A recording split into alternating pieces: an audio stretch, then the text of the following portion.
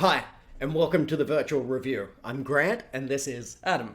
This is our VRCast dedicated to games and apps for the Gear VR.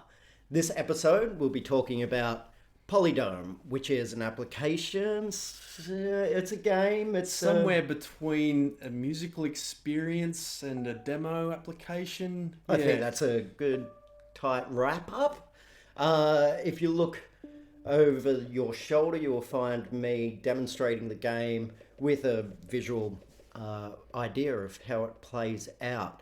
I will note for this episode that I won't be spinning around too much because I am tethered to record the sound for the VRcast. So apart from that, this is a great application for being on your spinny stool and going for a whiz around. So Polydome, even though you just gave us a little wrap up, just Sure. go from the top again for us, Adam. Yeah, please. so it's an interesting take on the music generation genre in the virtual space. So it's I guess the only application I've seen of its type so far. So you basically inside a dome shooting balls at other shapes and objects to make music loops in 3D audio space. Yes, so especially I use the single hand controller, and I think it's pretty much recommended for this application. I think that's the only way to go. When I tried it, I used my SteelSeries controller. The problem with this was I don't think they developed the game for this or the app for this. I couldn't move around in the space with my thumbsticks. I could use the A button to shoot, but that was about it. And then I had to revert to using the side controls for moving around, which unfortunately isn't ideal. So yeah, and the reason I bring that up is because one of my favourite parts of this game is the movement aspect, the movement mechanic. You're inside a large orb, and you can float around much like I imagine an astronaut would in space, where you can slide your touchpad up and down to move up and down, but also you can use your head to pick a target. So you can, if you're not close enough to one of the You can shapes, fly towards you can that target. slide yourself towards it, and once you get a feel for it, it's really kind of liberating to be able to so I float missed around out on that some space. of that aspect, but what I did notice was this immersion of 3D sound around me. So as I was whipping my head around, these nodes that you activate in space, they link together and they change the frequency of the loop. So the more nodes you get in space, the longer the loop gets.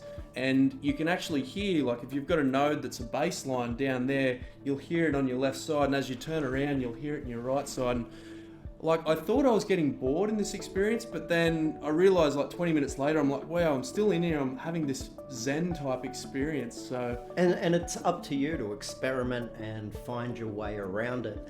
There are, I think, 3, perhaps 4 different shapes. One lot percussion, one lot synth pads, and there's a vocal cue, which I wasn't too fond of. But once everything's together and bouncing around, it gets a nice rhythm and sound to it.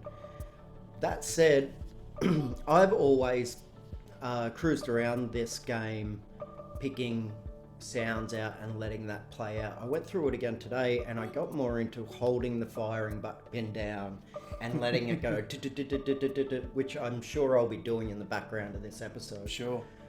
Did you use that rapid fire? I couldn't much help at all? but use it actually. So using this to move around, it fires at the same time, and it does this little rapid fire movement as well. And so I was doing it by accident, but Right. I guess the completionist in me was kind of playing it more like a game in some points where I was like, I just need to activate all these nodes. Yes, yeah, You know, and that's how- I just forgot that, you know, I'm just here to enjoy the experience. I'm like, oh, I've got to activate them all, you know, so. Well, and that brings up an interesting point, because I kind of had the same experience the first time I played it, in which I was like, well, there's not too much to this. Does it have much replay value? But that said, I have experimented in a different manner each time. The first time I went through and I wanted to pick out every node and hear everything. The second time I started playing with different rhythms and avoided the vocal cues because I didn't like those. And this morning I started finding some real rhythms and beats by holding down that trigger button and firing away. So What I wanted to also note was that it's a shame there isn't more. It seems like it would have been really easy just to throw another packet of sounds in there. It's a pretty limited experience, isn't it? So it seems like the developers were saying, hey, here's a concept. I don't know, like I haven't actually done any research on this game apart from playing it itself, but just from playing it, it seems like they had a concept, they pushed it out there and just kind of went, let the community, see if they like it, see if they don't.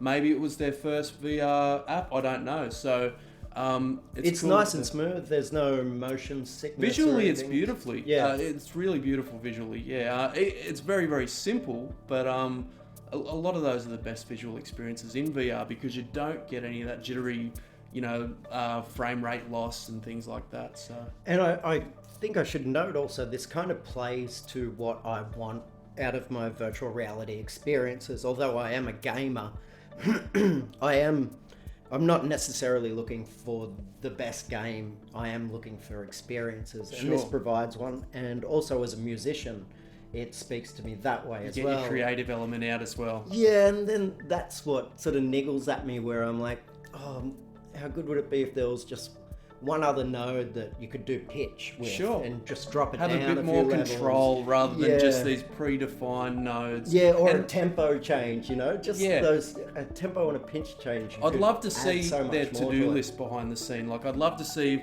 they've probably got a list of features somewhere that they just culled and went, let's just get this thing out there and see what the community say. I'm sure they've probably had some of these ideas worth suggesting, so it'd be great to hear from those guys too.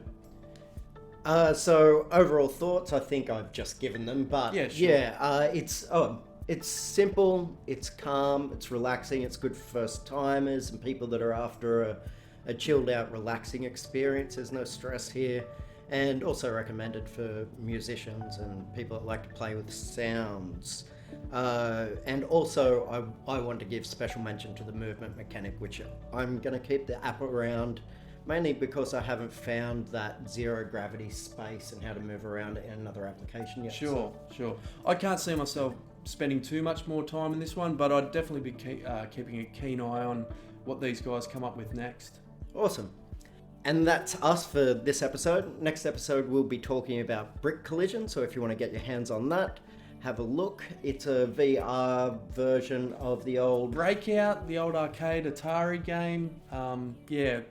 Which I was always a big fan of. Single player Pong, yeah. Basically, yeah. Anyways, that's us, and see you next episode. Thank you.